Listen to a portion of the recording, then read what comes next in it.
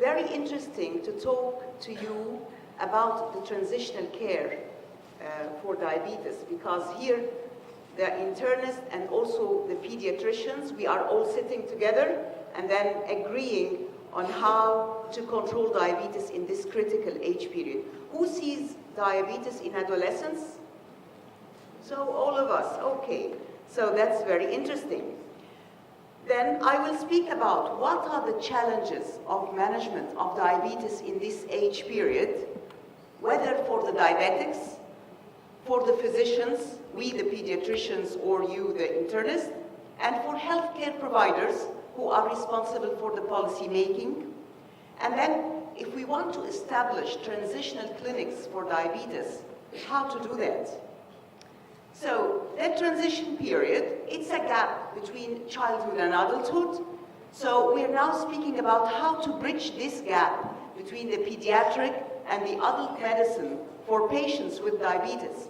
So let me tell you the story of one of our patients, Amira. She's a 15 years old girl that presented to one of the pediatric diabetes units, DKA by DKA. She was diagnosed as type 1 diabetes at the age of 4 years, has been on basal bolus insulin therapy, and was following up regularly with her parents, and she had a mean hemoglobin A1C of 7%, no chronic complications. She's doing the regular screening till the age of 12. Then what happened?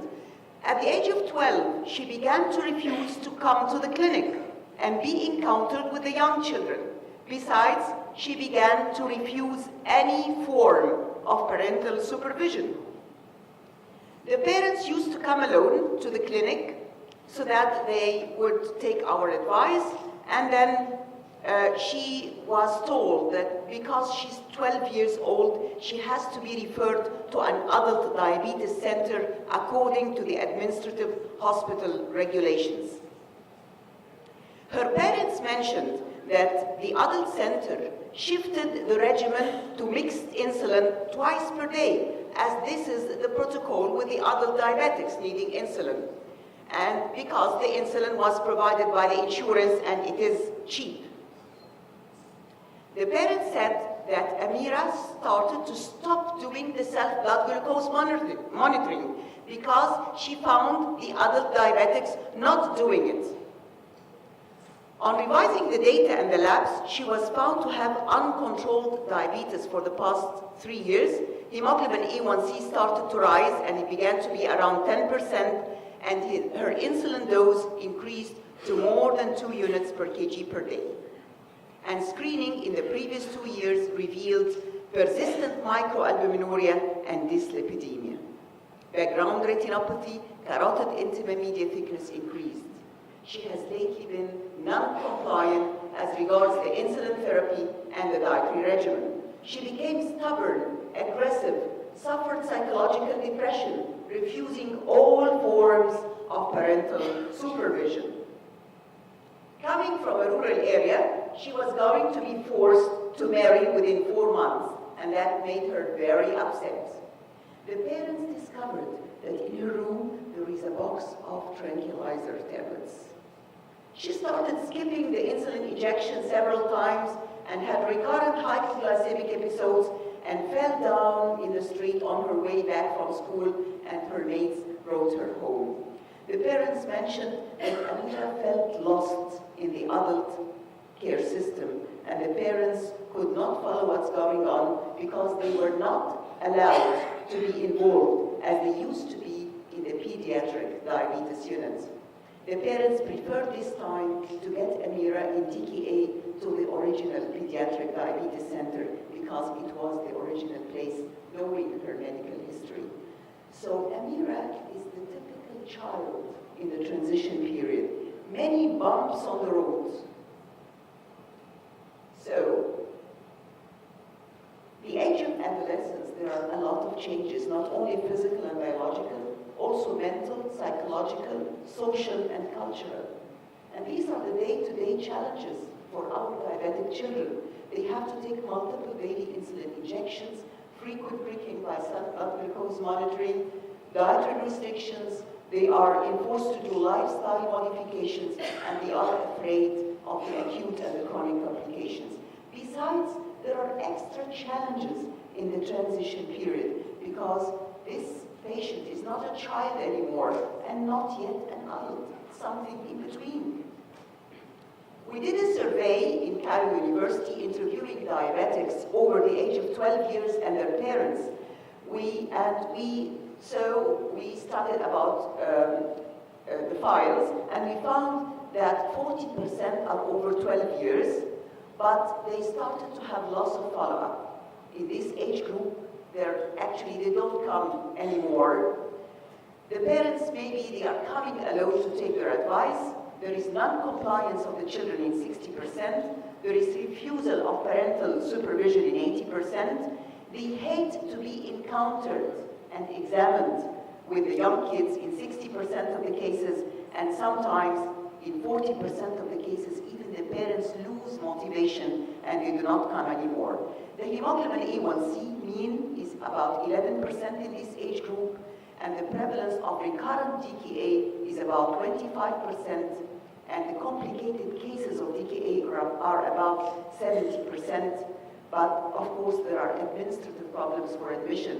When these children come to the pediatric units, they are told they are about 12 and they cannot be admitted, and they are lost in the system.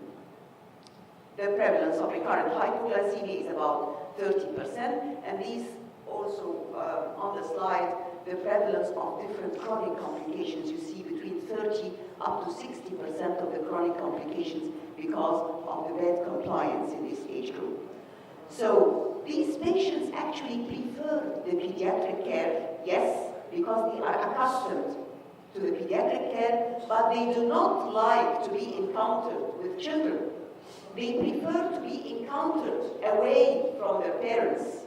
They are non-compliant to the insulin therapy and to the healthy dietary recommendations.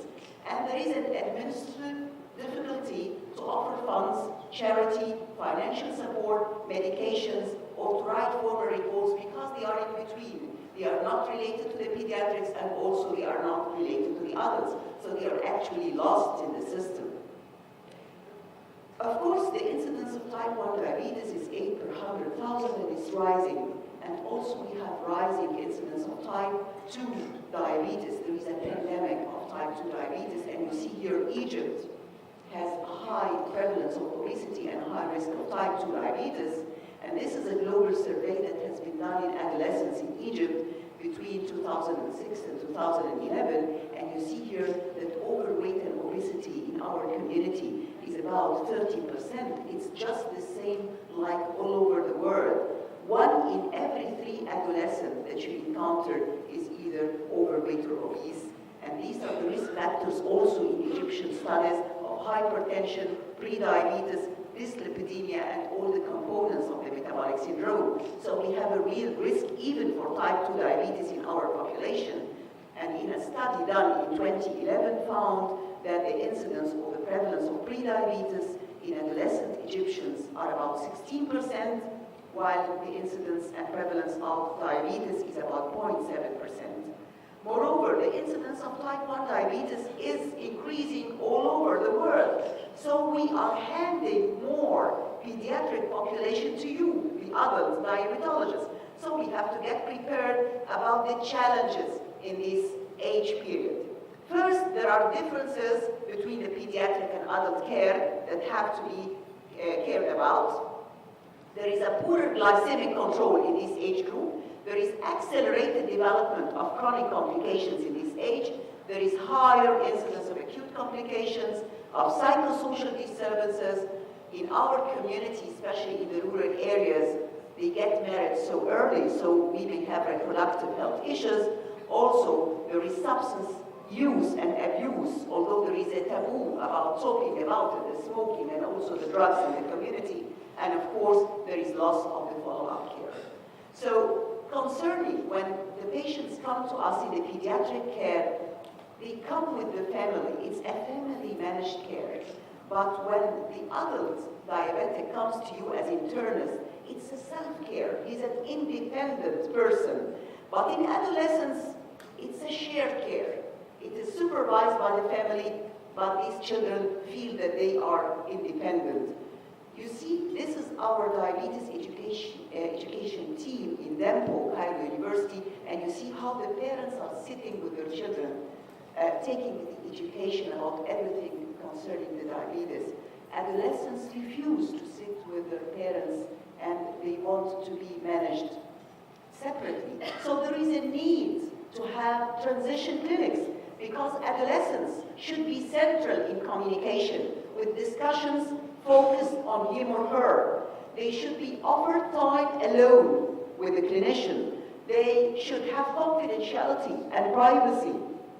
And the discussion with them should be interactive rather than interrogative. You have to listen carefully to these children in this age group and to respect their concerns and their points of view.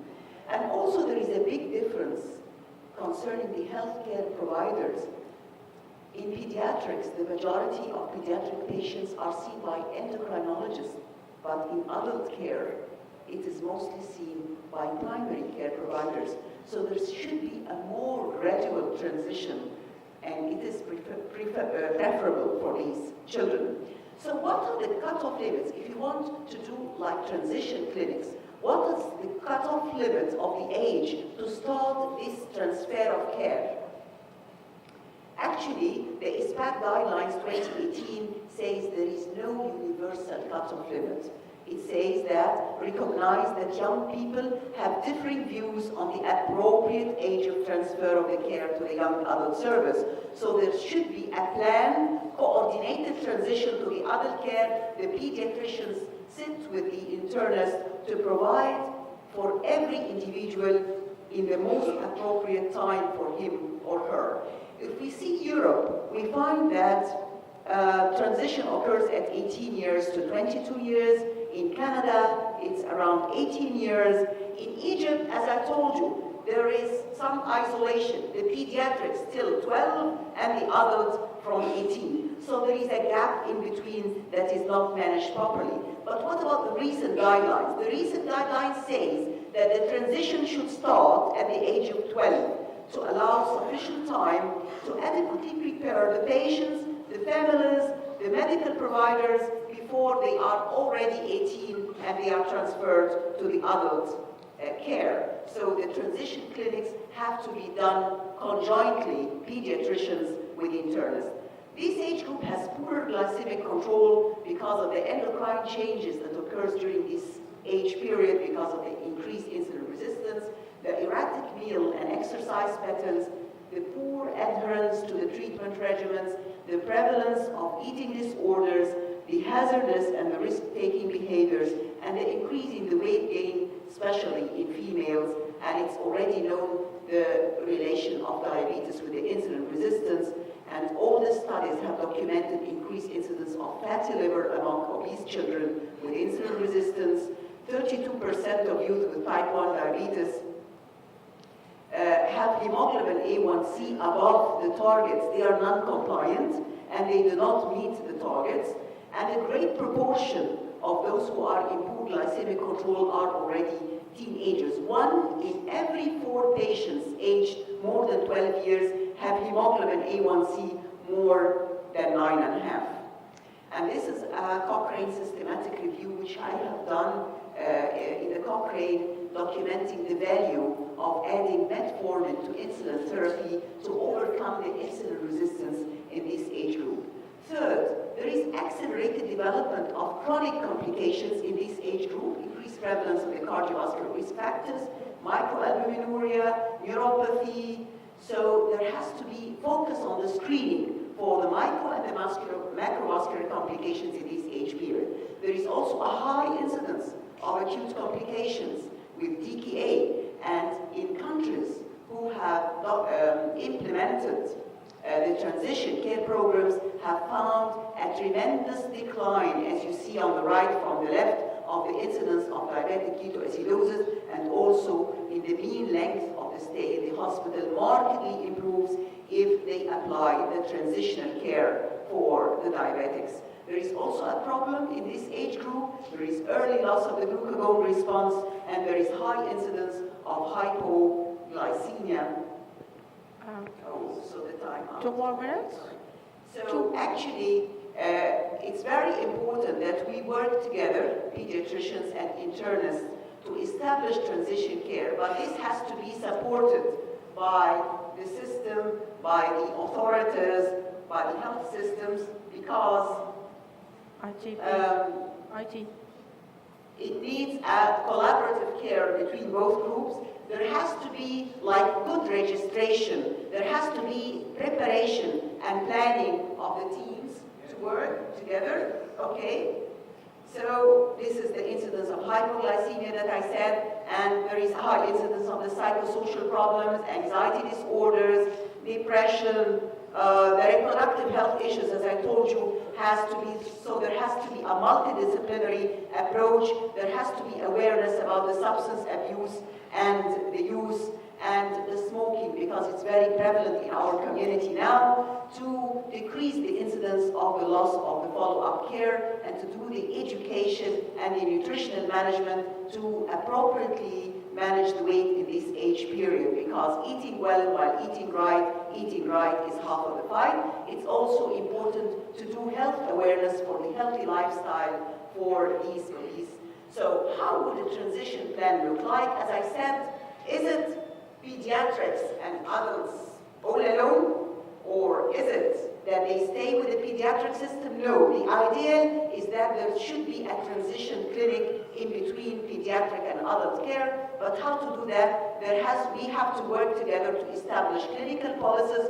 We should have good registries for the patient in order that they are transferred safely from the pediatric to the adult care. We have to prepare the teams that will care for these children. We have to plan very well for every individual the appropriate time for the transfer so that it is gradual, and we should get the institution and system support.